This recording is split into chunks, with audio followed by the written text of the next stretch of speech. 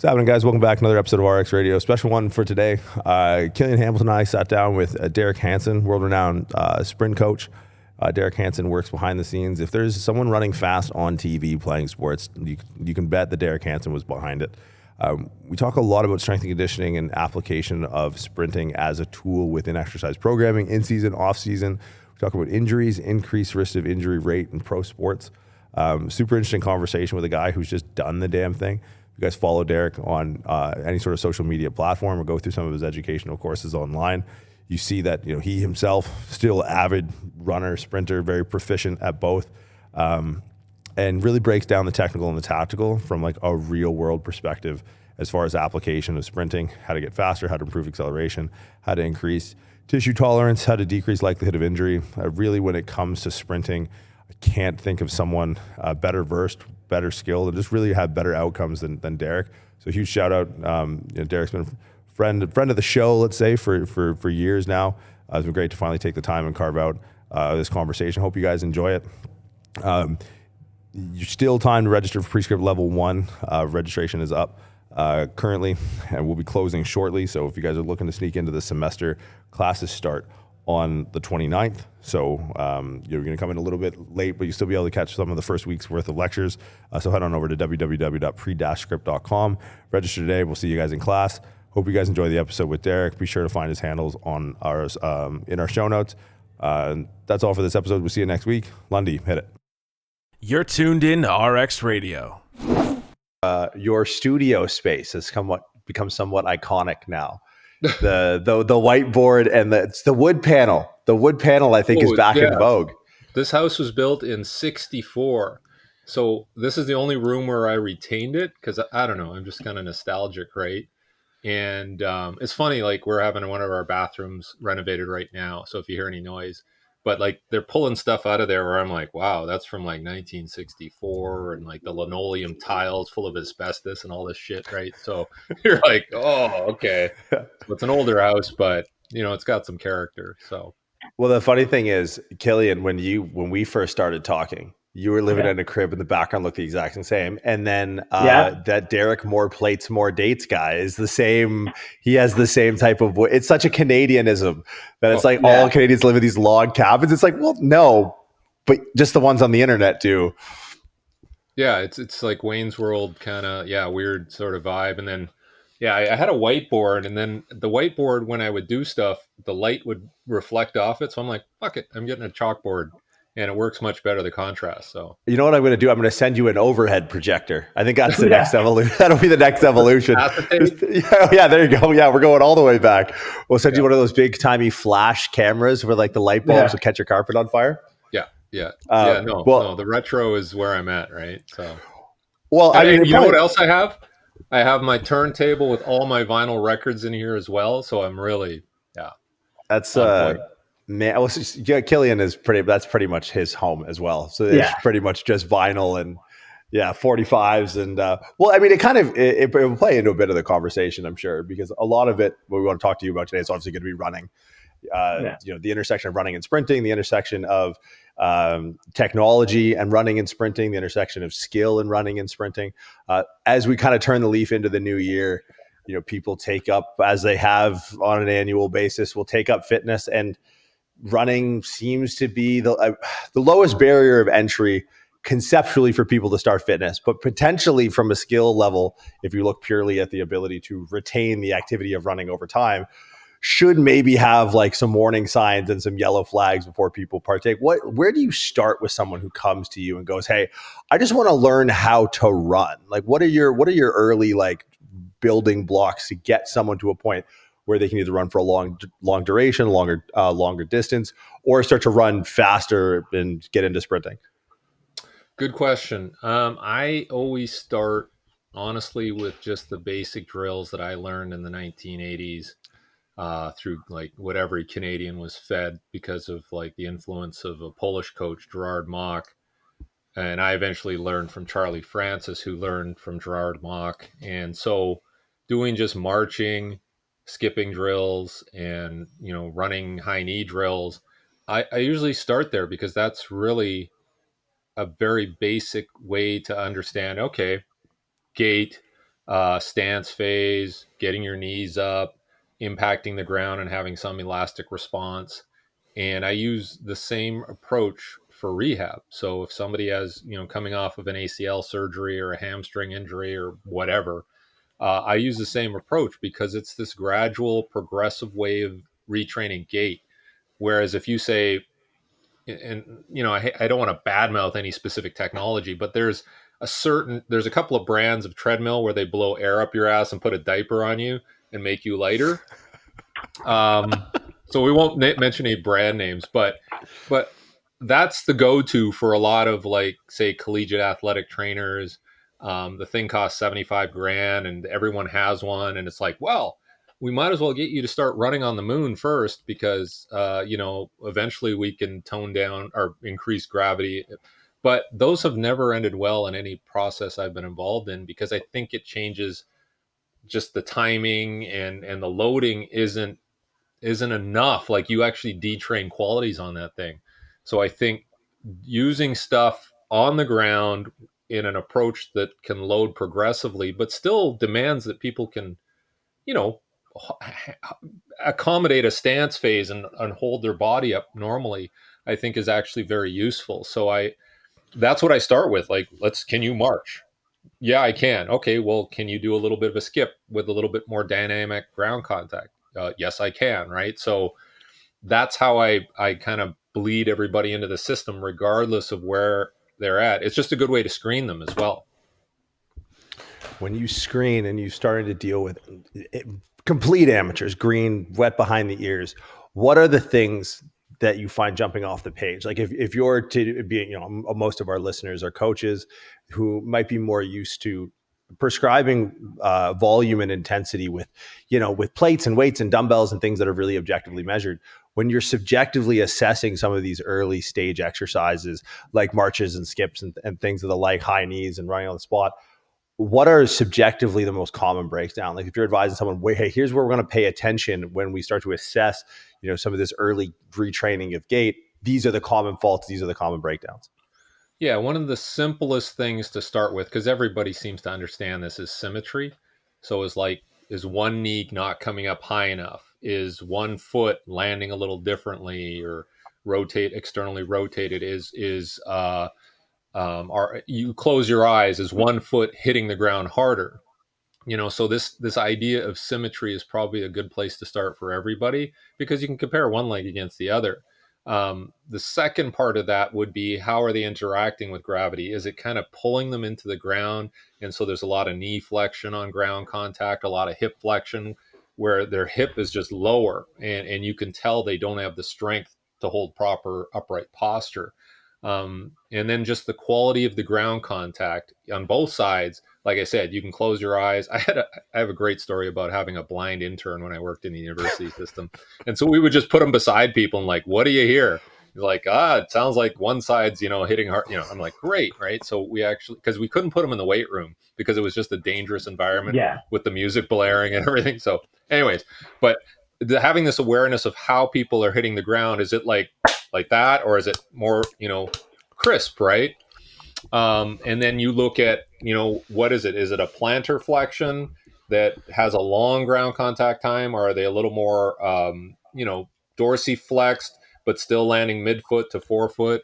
And how much heel travel is there? So those types of things, that's what I start with, like posture, ground contact quality, because both of those things reflect how they're dealing with gravity and their strength capabilities, whether it's a dynamic strength quality or a static quality. And that'll usually give you a lot of information to determine where to go. Because if they can't handle it in a march and they really break down in a skip, then you're like, well, okay, you just can't handle your own body weight, in a dynamic way.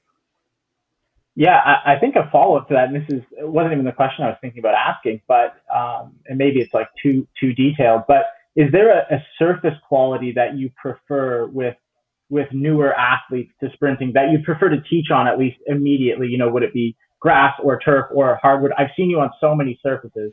So is there some place where you prefer to learn that, like, rhythm, cadence, and structure before introducing, say, sprinting? That's a very good question, and it definitely is context dependent, where if somebody has like a soft tissue injury, like say like a muscle strain, like a hamstring or a quad or an adductor, I usually put them on the stiffest surface I can find, because what I found is that if they have those types of injuries, it might mean they're trying to push through the ground more, and maybe their response isn't as elastic as it could be. Like we had an example of a kid, a Div 1 basketball player, showed up to one of my workshops, and he had pulled his hamstring, doing repeat hundreds, like, perfect prescription for a basketball player, right? Like, let's do repeat hundreds with 45-second breaks at max effort. And so right then you're like, okay, well, obviously they're treating this guy like a long distance runner, or, nothing appropriate for basketball. And then when we did the drills, then you could hear like he was slapping the ground and just had no stiffness or elastic response. And we first started on turf, so you could see it was sloppy. So we moved him to the Mm-hmm. gym floor, which was just basic rubber horse mats over, the concrete floor. And he started to respond better. He started to be more elastic, and the more elastic we made him in terms of the drill prescription, the less he felt the hamstring, right? Because the proper mechanisms were involved in, locomotion, not pushing and pulling and long amortization phases, but this sort of reactiveness and he's a Div 1 basketball player, African American. He's very twitchy, right? So treating him like a plow horse was not working when we needed to treat him like a thoroughbred, right? So Mm-hmm. I'm probably going to get killed for the animal analogies, um, but certainly that's how you got to think of these things. Is like he's in the wrong environment, to be expressing himself efficiently. So yeah, surface quality. Whereas if I have somebody with a sprained ankle, and there's like an ankle proprioception issue, we start on a softer surface, right? And you Makes you sense. you build that in. So joint injuries tend to be softer surfaces, where muscle injuries, I tend to put them on a stiffer surface. So that's a really good question.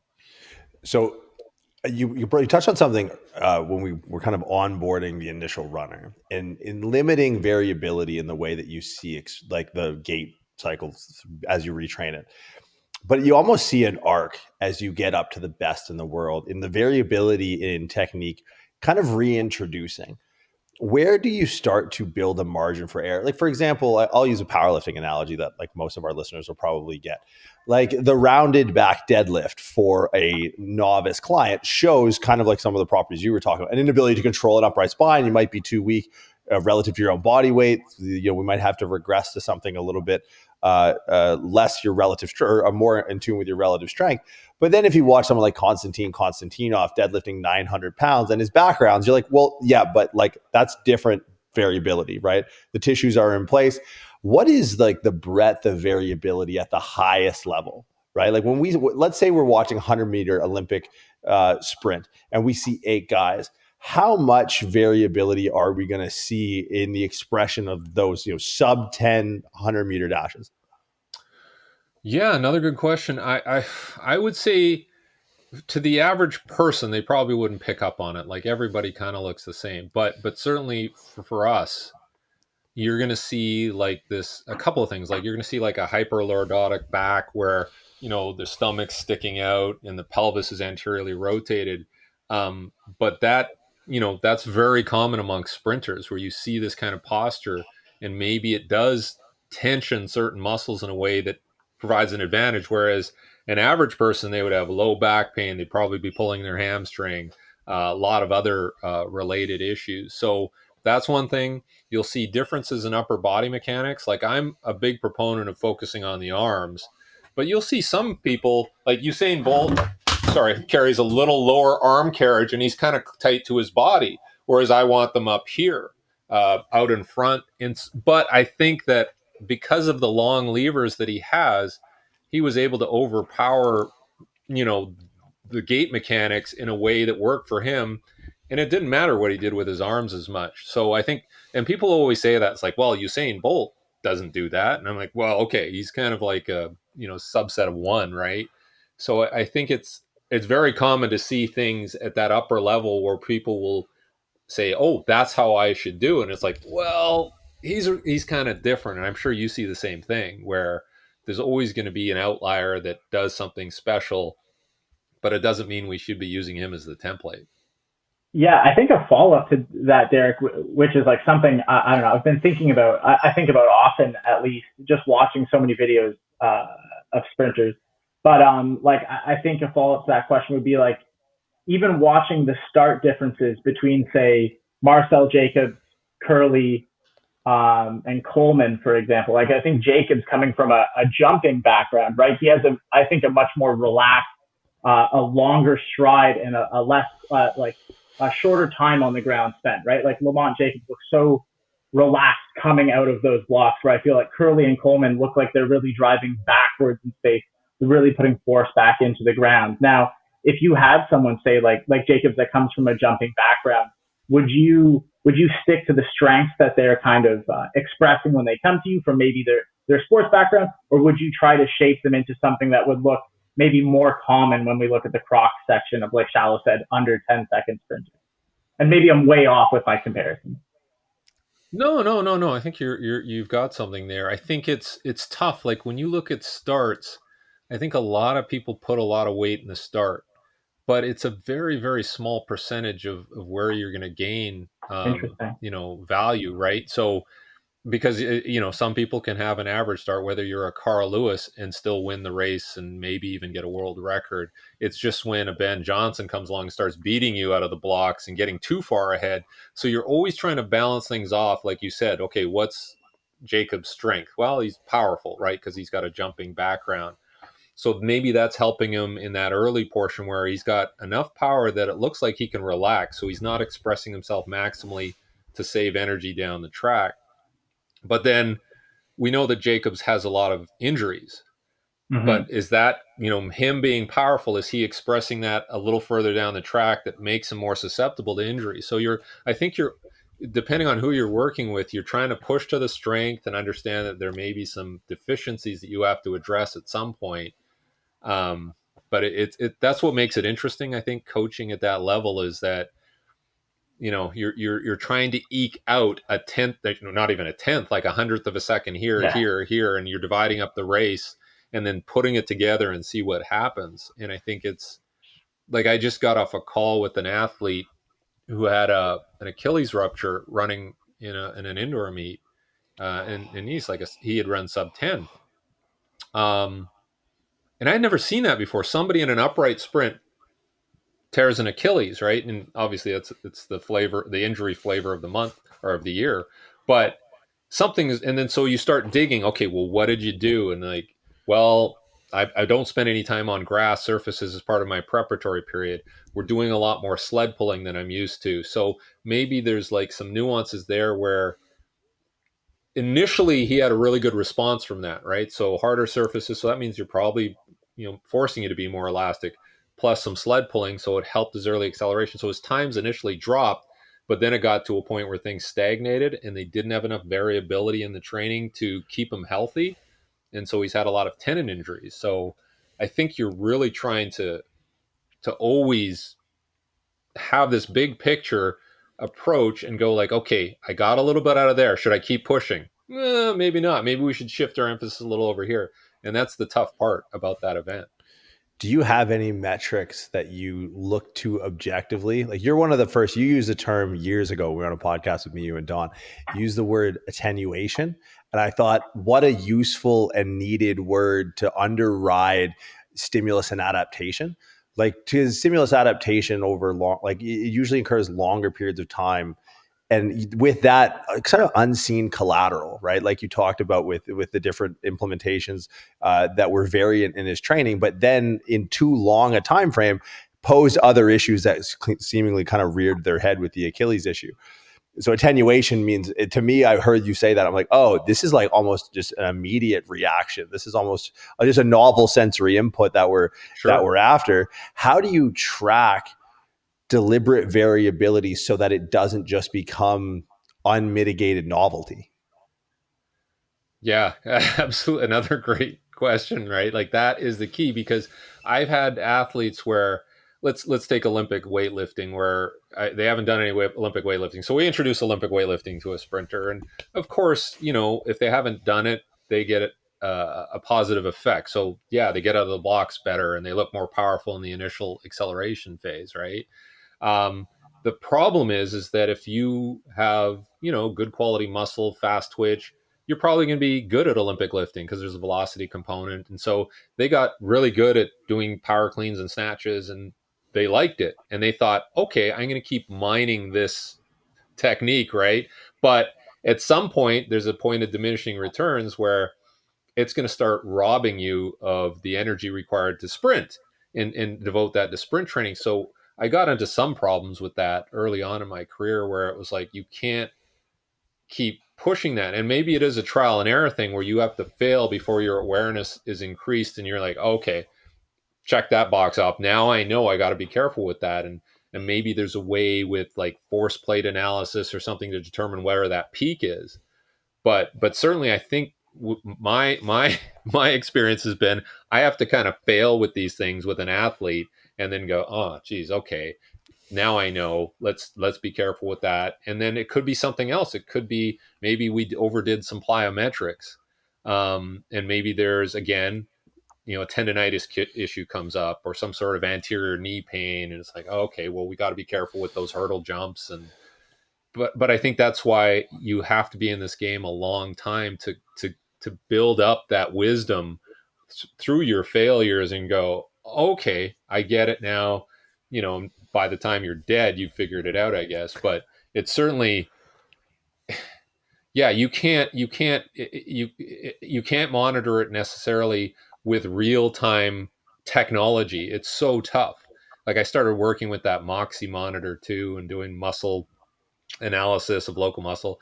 And that's taking me, like, I've done it now for about 4 months, and I still don't know what I'm doing, but it's giving me some ideas. And I figure I have to spend 2 or 3 years doing this with different populations to figure out how I'm really going to start using it. So I don't know if I answered the question, but it's certainly a lot of trial and error.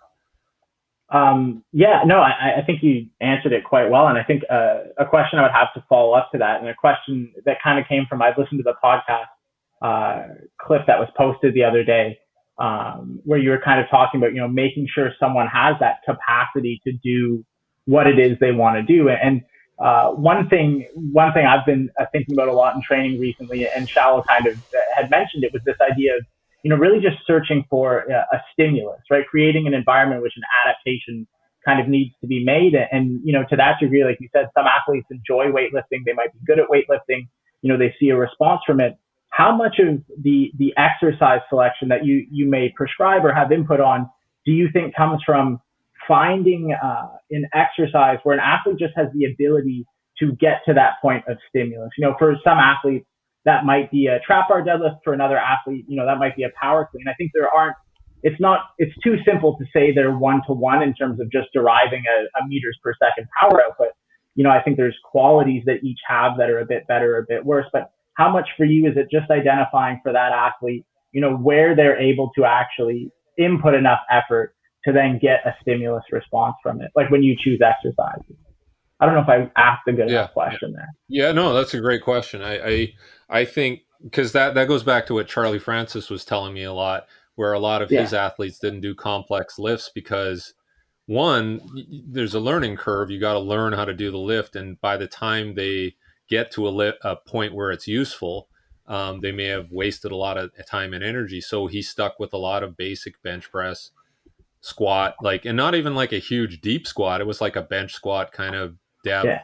Um, and it wasn't as though he didn't like Olympic lifts or dynamic lifts. He just thought, I'm just, like you said, I'm trying to get some sort of recruiting stimulus out of this that I can use on the track.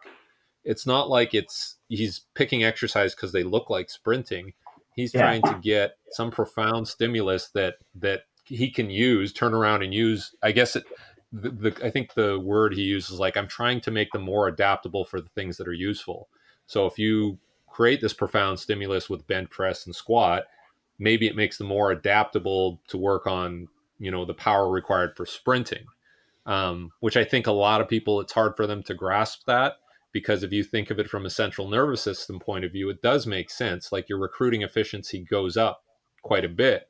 But if you think of it from a specificity point of view, it doesn't fit. So I think that's why a lot of people might shift to more of a velocity based lifting model. But then, like Charlie said, if you do velocity based lifting, it's not heavy enough to help with recruitment, but it's not fast enough to simulate the velocities we need to hit.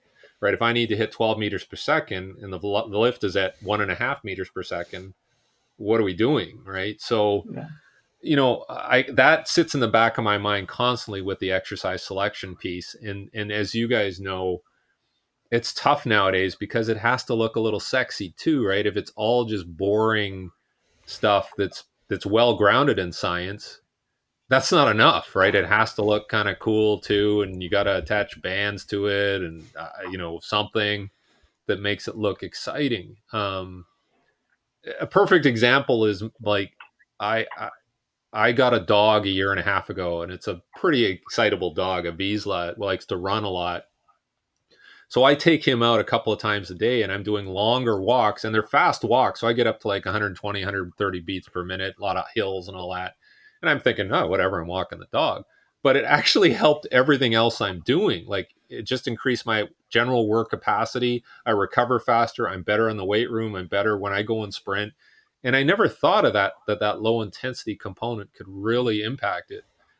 But it's not exciting. It's not like I'm going to post on Instagram like I walk my dog, right? And I'm a better athlete now. So I think I'm always aware of those subtleties, of those very basic things that I can inject into a program. And maybe I don't I'm not a cheerleader behind it going like, yeah, this will make you faster, but it has to be in the program in order to get a global effect. So, the exercise selection thing I think is really tricky nowadays because there's so many of these external influences that may bias your decisions, and it may not be for a good reason. So, I mean, that's a whole course podcast. Yeah. Everybody talked about transfer, and then there's no direct transfer, but there is a transfer somehow. Yeah, I always think of, you brought up Charlie Francis, who, like, I'm not going to say I'm a big fan of, like, who wouldn't be a big fan of Charlie Francis, but I always think of, there was an interview done with Tudor Bompa where he talked about general physical preparedness, and he had broken it down into strength, speed, and endurance. And I come from a powerlifting background. I trained at Westside Barbell, and I think GPP gets, bastardized to some degree by being too novel and too general, where general physical preparedness is just general athletic qualities prepared specifically. Like you had mentioned, like there's a specific way to get stronger. There isn't a general way to get stronger, no different than speed or endurance, right? Like you trained at 120 beats per minute walking. That's a very specific way to increase endurance, no different than increasing linear speed or linear strength. And I think, I see that, like you said, with people being sexy, on the internet nowadays with exercise selection, where it's like, possibly one of the smartest, most specific ways we could go after this adaptation is by specifically improving those general qualities, forgetting almost what the athlete does as their sport outside of some general guidelines to not hurt them. But it's like, for me, I work with some baseball players, and I always tell people when I work with baseball players, I try to forget they play baseball. I come in, I describe the discrepancy between, maximal strength, absolute strength, max velocity, power output. And then I try to improve those qualities. And I never try to think about them throwing a baseball, because that, at the end of the day, as a strength coach, is the last thing on my list that I need to be concerned about. Someone else is going to step in who has a better right arm than me, and they're going to take it from there once the baseball is involved. So true. So true. I agree 100%. Like we all have to stay on our lane and provide value added. And if it is in that general area, like speaking of baseball, I have a friend who works specifically with baseball rehab in Arizona, and he tells me like the guys that show up, they get exhausted when they do hurdle walkovers, right? They show up with plus over 20% body fat, and they're major leaguers, right? And it's just like, well, we know what they're missing, right? It's those general things. They're doing all the specific stuff, but they're getting injured, and I would say the same for NFL. So you bring up an interesting point, because I think we're simultaneously having side-by-side conversations, and I'm really interested to see how you differentiate your approach when it comes to programming, exercise prescription, volume prescription, because there's sprinting for the sake of pure linear speed, right? Like the splash and dash, your 100 meters, your 200 meters, your 400 meters, even the 60 has kind of grabbed some attention on social media of late. But then there's sprinting as an adjunct to sport, where we don't often see the expression of max velocity. And, given constraints of the sport, like holding a football, for example, or running around a bunch of bases in a diamond fashion, you're not ever really going to get that. But I've seen sprinting be utilized more in the strength and conditioning world now as an adjunct, but almost like the training isn't an adjunct. It's like, okay, we're just training this wide receiver to be a sprinter. We're not using the sprint to train properties of the wide receiver. So it's almost like now all of a sudden the needle has moved. How do you manage volume prescription, exercise expectation? How do you look at the sprint as a training tool in the context of a greater context of a sport, rather than the sport itself being sprinting? Yeah, again, right on.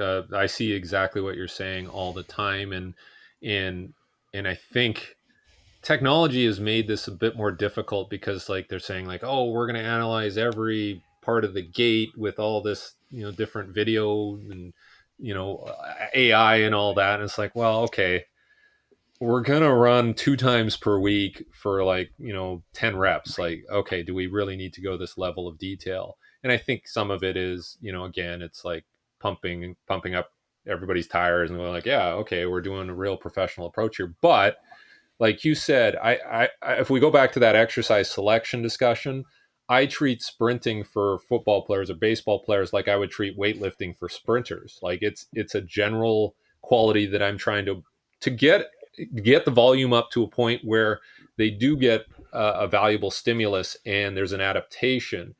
But I'm not teaching them curve running in the 200 or how to get out of the blocks, or that's reserved for track and field. And I think making that distinction is important.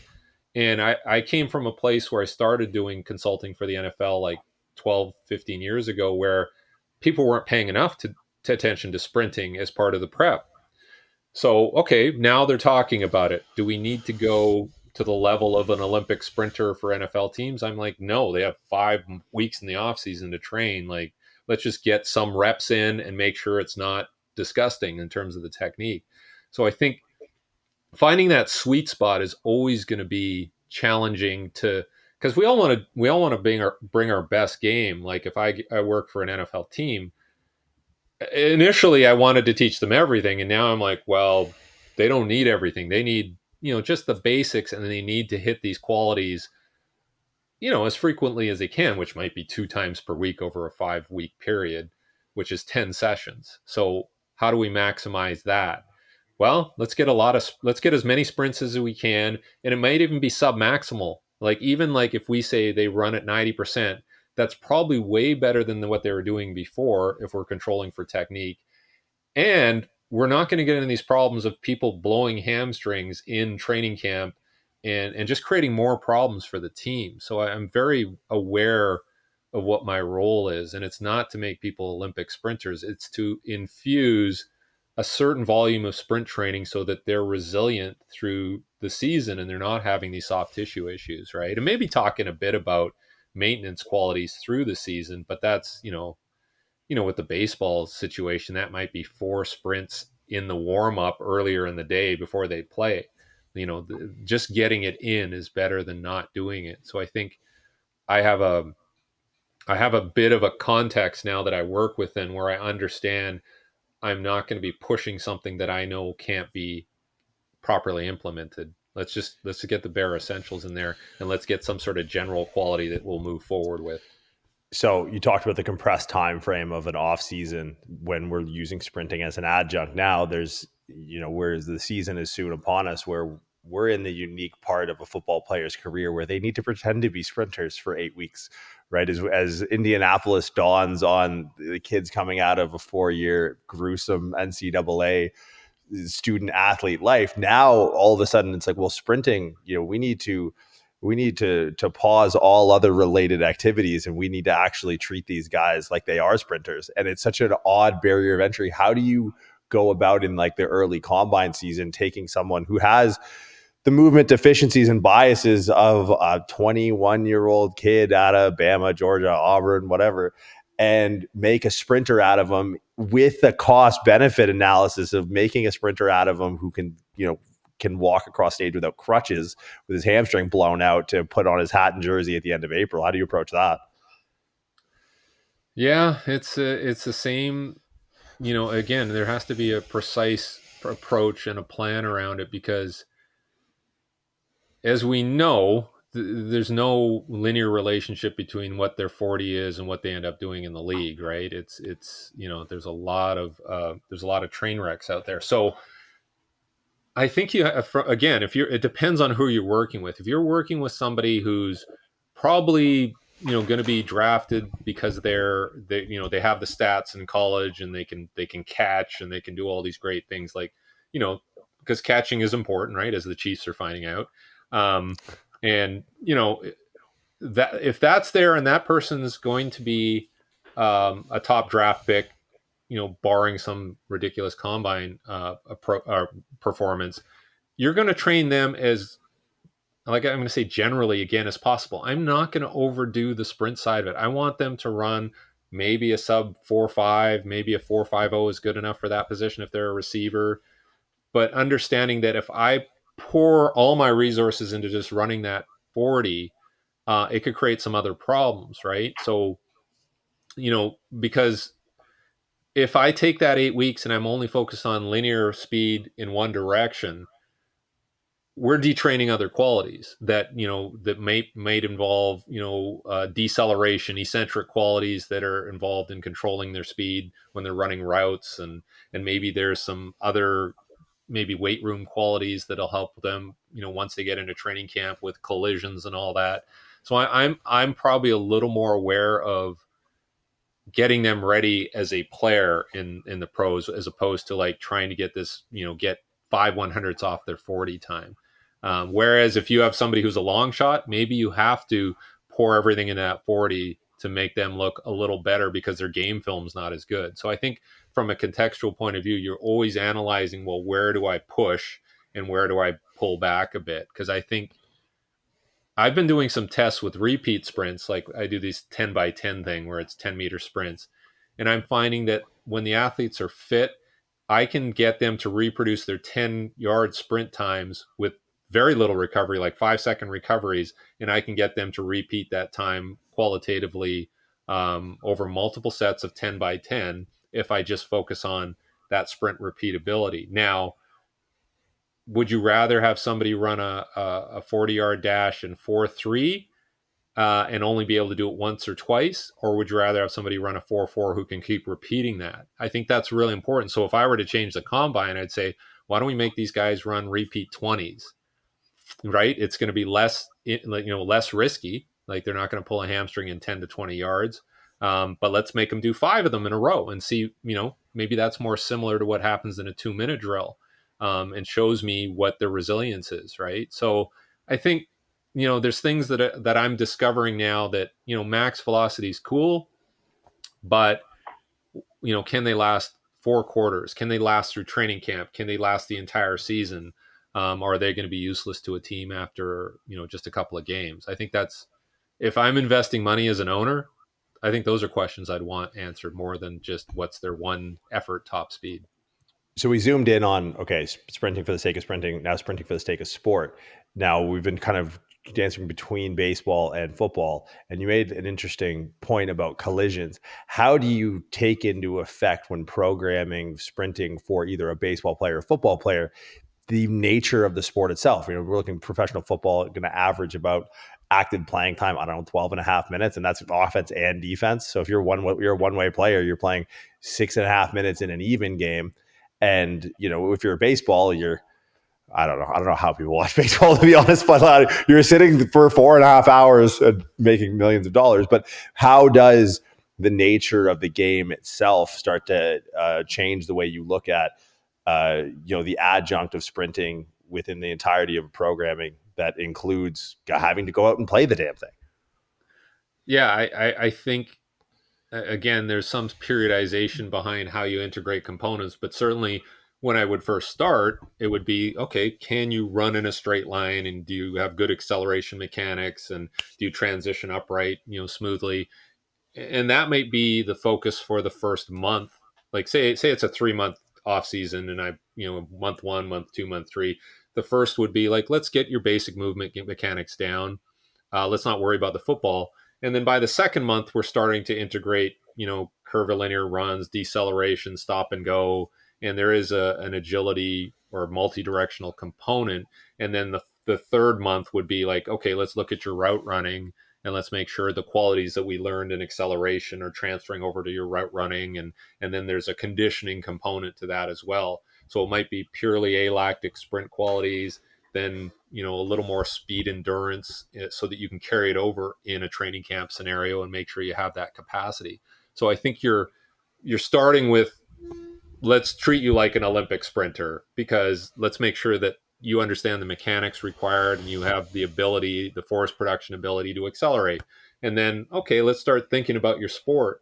But you don't want to skip that initial fundamental step, right? You want to make sure that they have good stride mechanics and their upper body's integrating with the lower body before you get into the sport specifics, because it's too hard to go backwards once you get there. And that's what I see a lot. You will see a lot of, like, I've worked with NFL players who nobody taught them anything about sprinting. They're just fast, right? So when you start saying, okay, well, think about what, use your arms to control your cadence, and, oh, nobody's ever taught me that. It's like, I just ran. And so you will have to do some remedial work sometimes with some of these elite level performers, but you're always careful not to disrupt what has made them very good, right? And make them think, with the forebrain too much, because it will disrupt what they were naturally good at. So I'm always, I'm not going in there trying to reinvent somebody. I'm just saying, have you considered this? Maybe we could add a little bit of that. And like if somebody said to me like, oh, you're going to work with Usain Bolt, he just broke the world record, what would you do with him? I'm like, I don't know, just like keep doing what you're doing, buddy. Like I don't want to be that guy, right? Like, Yeah. We could throw in some funny things about Aaron Rodgers, and saying like, well, just keep doing what you're doing, man. I don't want to create any problems for you when he goes to a new team. But I think a lot of people want to put their mark on somebody and say like, I did this, and he went from 959 to 950. Wow, that's a really tough ask. I don't know if I have the balls to say that or do that, let alone the knowledge, right? So Yeah, I think that it's a bit in a different direction, but I think it could correlate to some degree. We've touched on, training people to sprint, training people to sprint for sport. But, in talking about football, I think for anybody listening, they see the 40-yard dash being tested. They see football players sprint and try and achieve max velocities, attempt to at least. And there's a correlation there. With my experience working with baseball, I think, we have this like 60-yard dash and these kind of qualities that people focus on. But, do you see a carryover? At least, I feel to some degree there is a carryover to getting an athlete to produce greater max velocities almost in a global way. You know what I mean? Like the ability to produce a max velocity could have a global impact on other things. A pitcher's ability to run faster or sprint even with better mechanics, control their center of mass through, I don't want to call it gait cycle, because pitching is inevitably not going to move perpetually forever. But, having a pitcher, especially sometimes pitchers that we see that are taller, Justin Verlander is a great example of this. Somebody who's longer limbed, who is taller, who, some people might, associate with kind of jumping down the mound. That person being able at higher velocities to manage their center of mass. Do you see a global carryover to just making all athletes faster?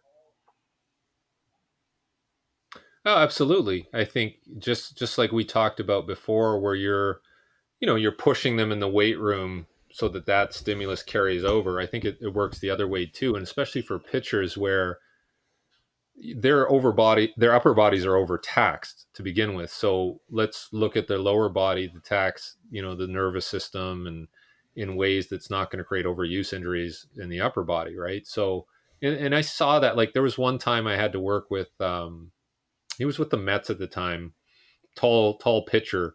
His name was Thor. I Yeah. can't remember, but he was a big guy, right? And he was I think he did some weightlifting and stuff like that, and he had some injuries in the upper body, like lat tear and all that. And so getting him to do just upright sprinting on the curved treadmill was interesting because you could tell he had the power. It's just nobody had really directed him to vent it that way, right? And perhaps that was a good thing for him.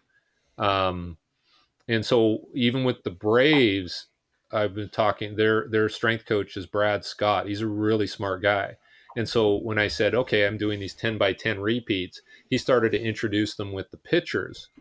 And they really liked it because it was a way for them to express velocity in a way that didn't, detract from their upper body, resiliency and capacity. So I think there's certainly a way to tap into that sprint tool or that sprint mechanism that will feed back into other areas. And everybody that I've worked with who's done, say, like hamstring rehab, we do just a short sprint approach to hamstring rehab. And everybody goes like, well, I want to do, am I going to get weaker in the gym? It's like, no, just keep doing this. And we'll do it for 2 to 3 weeks. They go back to the gym and their lifts are all as good or better than they used to be. Right. I'm not saying just sprint and don't lift. I'm saying like sometimes if you go away from something and hit it a different way and you come back to it, you'll have a super compensation effect.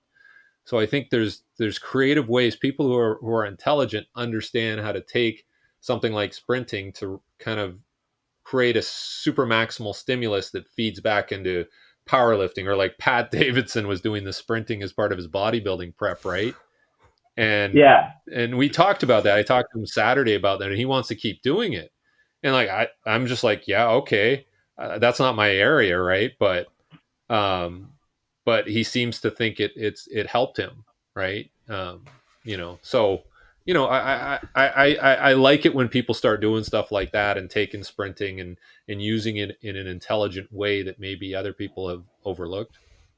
Yeah, Noah Syndergaard is the Mets pitcher, or was formerly on the Mets. Yeah, him, right? Yeah, it was funny because I'm like, hey, okay, what sports did you do when you were young? He's like, baseball. I'm like, okay, that's all you've done, okay. He's a huge fan of powerlifting. He's a big Jailhouse Strong fan, Noah Syndergaard. Okay. Huge fan of he was a big dude, yeah. Yeah, bench press, safety bar squat. I'm a big fan of Syndergaard. And he was a great example that you brought that up. Two things I had done this year is I've worked with a lot of pitching staff and some kickers in the NFL. And one big thing I introduced with some of them was bounding, was marching, skips, and bounding. And it wasn't even max or sub-maximal sprinting from the point of view of deceleration, center of mass control, and the ability to develop cadence. Working with bigger athletes, and I think Syndergaard's a great example of this, either taller athletes, bigger, stronger athletes, is as they move through sports, as they move through space, but not through, say, gait cycle, but through, an established gait, there's a necessity to decelerate, but decelerate with a level of, control and directionality. And I think that's something that, in sprinting, and especially what you said, conventional, just like old school marches, skips, and bounds, is you really develop that proprioceptive ability to take in a constantly varying environment and then manage not only for the force you're producing, but the force you're absorbing. And that's something, I saw, and I was excited to ask you about, because, I saw in an anecdotal sense with a lot of people that exist outside of speed sports, but still exist, trying to create max velocity, is this ability to, I separate exercises from everything being exercise to things being drills and things being exercises. And I think drills progress in complexity. And that's something I think that's more unique or akin to the track and field world than, say, the weightlifting world, where we get in the gym and everything is an exercise. We're forced to make it heavier, do it longer, or change it altogether. Whereas in track and field, and my brief experience with it myself, it's there's I feel an understanding that things will become more complex, and then they'll almost self-intensify based on the athlete.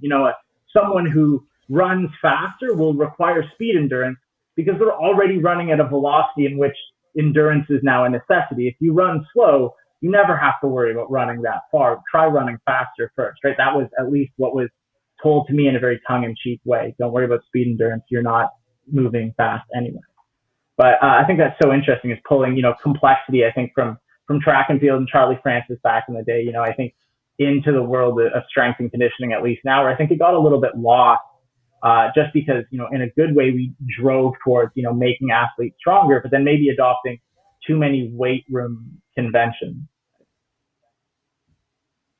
I agree. I wanted to get your opinion on, because we talk, obviously it's really hard to talk about sprinting for 50 minutes and not circle around the idea of injuries, which, we're always trying to toe the line of volume intensity whilst driving stimulus, but including enough variability with the sole purpose of making them better without getting hurt, right? And anyone who's worked at a high level accepts a certain amount of risk for the reward of being a long-term career full of wisdom as we lower you into the ground, as you so affectionately coined it earlier in the podcast. What do you look at now? Like, you want to talk things in vogue, sure, bands and exercises, and we can do a podcast on all of the ways that we need to keep athletes' attention with movements in the gym. To an equal or maybe greater sense, the recovery side of strength and conditioning, but more specifically sprinting, how do you manage the inundation of recovery really as a subset of training now? Are there modalities you lean into more specifically with the sprinting? Are there practices, or what are the big rocks for you when you look at recovery from driving this specific stimulus and adaptation? Yeah, I really still stick with that concept that Charlie Francis came up with around like identifying and managing high intensity activities versus low intensity. And like I use the example of walking the dog, but even myself, it kind of escapes me sometimes how important that low intensity work is. And it could be like circuits in the gym, it could be med ball passes, it could be, running intervals on the grass or on the treadmill. But I think every case that I've come across lately has been people are lacking that low intensity foundation. And so ultra specificity has been the kind of thing that people are going after. And, whether it's early specialization in youth sports where we see more injuries now, or it's just people thinking like, I just got to keep throwing or sprinting or, to get better. And they see that immediate effect, but in the long term, they end up suffering. So I think for me, is there that balance between how much high intensity mileage or running I'm doing and how much low intensity? And, and it might be quite easy. I think people are overdoing the low intensity and probably going too fast. Like I think Charlie's quote was, they're doing their fast is too slow and their slow is too fast, right? So I think you're trying to have this polarized approach where the low intensity is feeding the high intensity through regenerative processes and circulation. And that's really, I think, Charlie Francis always said, if you have a great circulatory system, it takes care of a lot of problems. But if your circulatory system is compromised, you're going to have, problems with like feeding the tissues for regeneration and clearing out stuff that's bad, all the waste products, right? So all of the other things he went back to would be like hot, cold, contrast work to drive that cycle, massage. Like he was a big proponent of regular massage, not just to flush things out, but also to check. Like he said, if I went over an athlete's legs, I could tell you what was going on. Like, what maybe they were overusing the posterior chain, the hamstrings were, the tone was high, or the calves, maybe there was just too many foot contacts. So he was really intelligent with the way he monitored and then dispensed things. And the thing that I found out, through just being around him was he didn't do a lot of long-term planning, at least detailed, because things were changing every day and every week.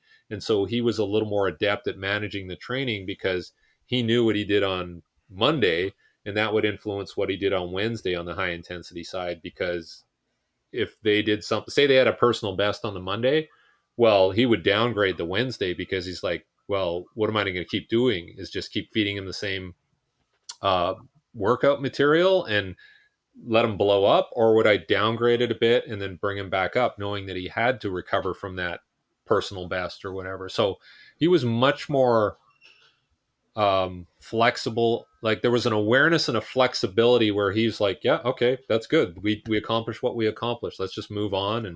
And if somebody missed a workout, he wasn't trying to make it up. so it was a very dynamic approach to just working with what was in front of him and not thinking like, I got this in 4 weeks or this happened, you know, 10 weeks ago. He's always in the moment trying to make decisions. So I think from a recovery point of view, I don't think people do that. I think they're very generic in their approach. Like, oh, let's slap on some Normatec sleeves and give you a protein shake. But okay, well, but is that addressing what your need is? Maybe it isn't. Maybe you need more in low intensity work so that you can self manage the circulation, and we don't need to buy these Normatec sleeves. And we'll never get a promo from them now, but certainly, I think you're always looking for the easiest path to address some of these issues. And then if you need to bring somebody in like a soft tissue specialist like yourself, and like, I want you to look at their muscles at this very specific level and see what the tendon, myotendon junction, what's happening there, because there's, save it for that. So I think that's what's happening right now, is everybody's becoming very generic and mechanical in their approach and not as reactive as they need to be, or proactive reactive, I guess. In the consulting world, and this is maybe more of a personal question for Killian and I, like, coming in to do a job for a team, understanding that, look, the guys who are the bean counters that are going to pay your invoice, they're looking for something objective, right?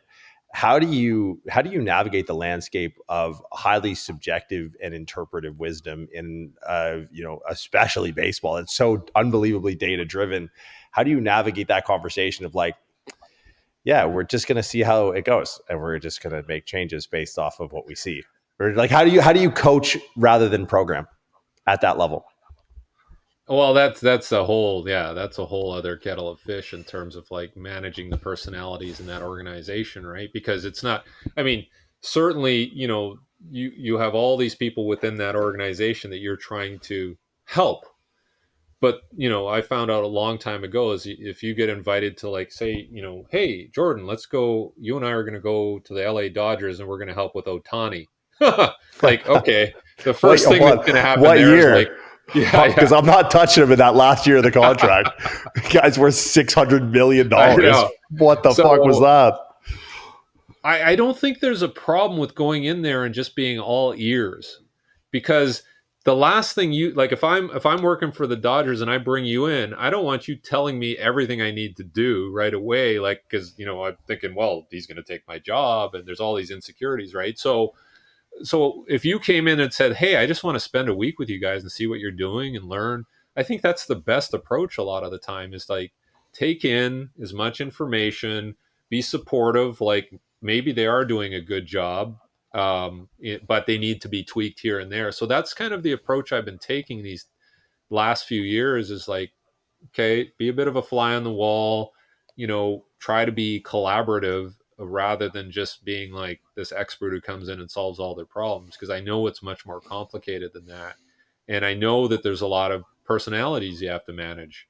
And so it's it's not one size fits all, that's for sure. It's certainly, you go in and you're trying to read the room right away, um, and then be as positive about everything, and then hopefully that gets your foot in the door, and then now you can have a long-term relationship, which is what all these jobs should be. They shouldn't be you go in and you just tell them a few things and you piss off and hope it works out, because that never really works out either. So if you can establish a long-term relationship and work with them through problems as they happen, then then you're starting to do some good stuff. But yeah, it depends. Like, some people will hire me and they just want to come in and collect CEUs and have me teach my course, and they're happy and they're like, okay, good. And I never hear from them again, and that's fine. But the teams that have been successful have been, and as well as I do, if an organization is switched on, they will have you involved for a long period of time, and they will listen to what you say. But if they're not switched on, they'll just do whatever, and you'll kind of see that in how that organization fares moving forward. So I'm I'm always aware of that. So I'm not thinking I'm going to heal everybody and save everybody, because it just doesn't work that way. There's got to be a fit. Um, So I don't know if that helps. But Yeah. Well, I'm curious. I obviously want to be mindful of your time, but I'm curious of how you've seen, you mentioned just in the pro consulting space itself in the last 12 to 15 years, what have you seen change? Like what, you talked about things being a little bit more mechanical. Like what have you seen change when you're coming in and consulting? How has the advice changed? But how are you forecasting into the future? Like what are the trends that are going to be driving what's in vogue coming up? What are your thoughts on that? I mean, it's a huge, heavy technology emphasis right now. So whether it was GPS, now there's more, again, sort of, whether it's velocity tracking of in the weight room or velocity tracking with devices for running, and it's a heavy tech emphasis.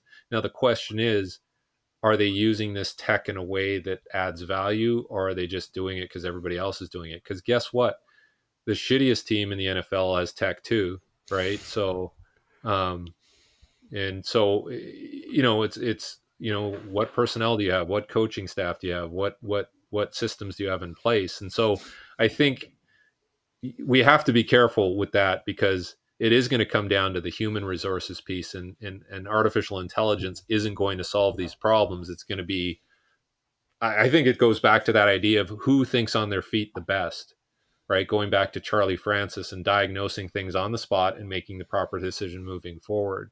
And that's not a technology thing. That's a human resources, and that's an investment in the right people. So if I'm choosing you to come in as a consultant, I'm not hoping that you, like, if I owned an organization, I wouldn't be hiring you because you're going to tell me what equipment to buy. I'm going to be hiring you because you can help me with that decision making process and make me smarter at assessing what the deficiencies are and what the fixes are, and then what the follow up is too. I think that's it's always going to come down to that, in my opinion. But I still think we need to be aware of the tech that's out there. We need to speak intelligently about it. You can't just go like, screw this, GPS doesn't work. You should still understand what the data is and maybe what the prescription should be. And same with, like, I wasn't a force plate guy, but now I'm fooling around with force plates because I need to understand that, because that's the language now. Is if somebody does a counter movement jump, well, what does that mean? I can't just say, nah, whatever. I have to understand and help interpret that, but give my spin on it. So I understand it's a bit of a game, right? Like, you got to play the game, right? Um, but and I don't think there's anything wrong with understanding the technology, but I just think it's just another piece of that puzzle that you have to use to solve the problem. With that forecasting, kind of seeing where we've come in the last decade plus, where you definitely see it headed with the integration of tech. What advice do you find yourself giving most often to coaches like looking to break into this space? Right, everyone wants to play that high risk, high reward game. Like, what do you tell guys? You're like, all right, or girls, like, look, you want to get into private consulting? Trust me, like, it's not maybe what you think, but what is your, like, what is your 2 cents on someone looking to get into and break into this type of this work environment? Um, it is going to be like, you have to set yourself apart, for one thing. Like, you have to offer something unique. Um, so if you decide, like, I'm going to go into speed training, okay, well, are there subsets of speed training that's going to make you unique and set you apart? And a part of that setting yourself apart is you have to be competent.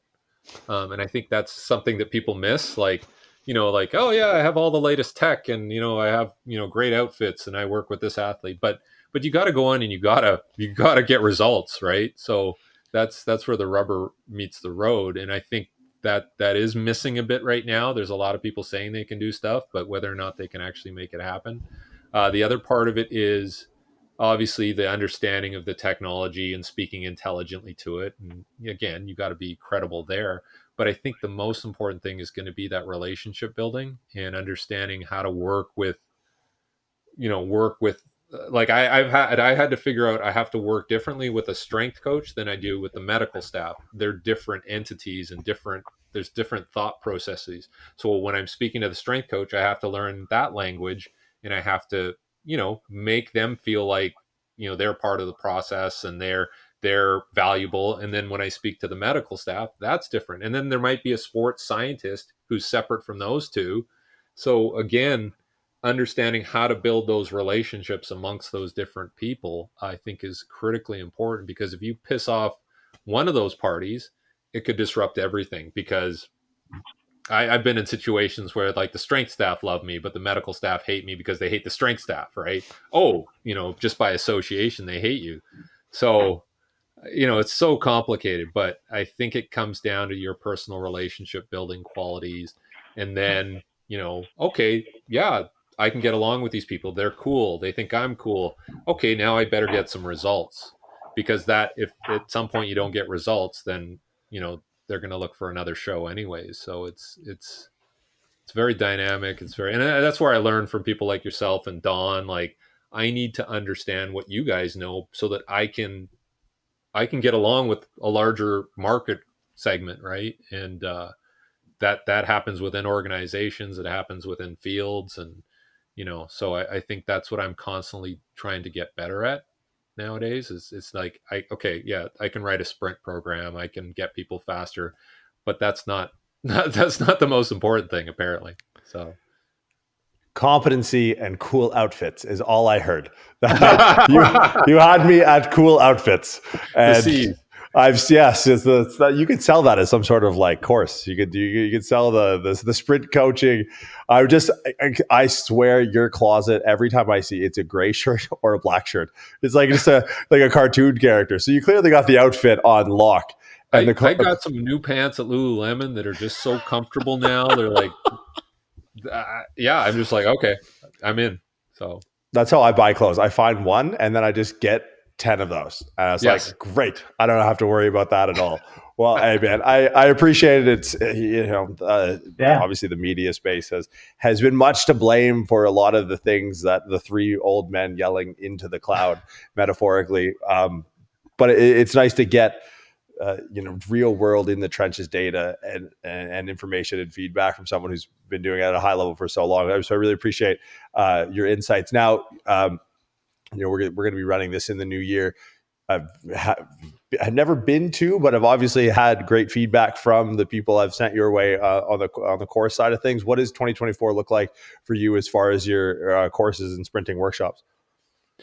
Yeah, I'll probably do something with a baseball team in spring training, and might do a few private things. Like I was talking to one of the guys at Exos in Arizona, and I might go down there. So just trying to schedule stuff. But I think for myself personally, I'm trying to, on the running side, the sprint side, I'm trying to start do courses that are a little more specific on like certain qualities within those courses, and just customize them, and integration of technology. And then I've been spending a lot of time, because I learned from Charlie Francis a lot of electrical stimulation technology work. So I'm trying to come up with some courses around application of electrical stimulation for performance, and some rehab applications, that really just focus on recruitment quality. So those are the two things that I'm kind of focusing on. Love it. Well, more trial and error. I look forward to learning from your mistakes on a podcast this time next year. Well, we'll put all the website and stuff and the social handles in the show notes, man. I really appreciate you taking the time out of your day to chat with us on sprinting, and we'll be in touch real soon. Yeah. Thanks, fellas. I hope to meet you guys again in person soon. Awesome. Yeah, thanks, Eric.